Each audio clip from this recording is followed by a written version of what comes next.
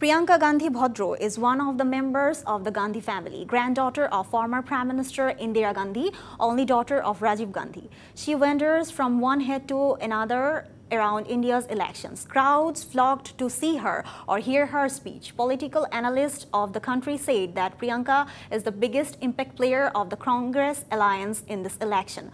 But everyone's question is whether Priyanka will only do the election campaign. When will she become a candidate?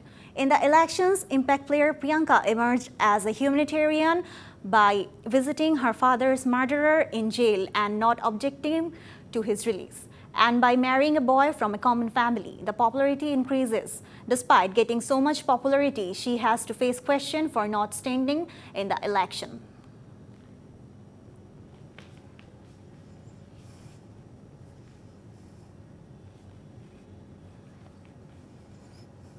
নগদে ৫০০ টাকা বা তার বেশি পেমেন্টে পেতে পারেন ঢাকায় জমিসহ ২০ কোটি টাকার পুরস্কার।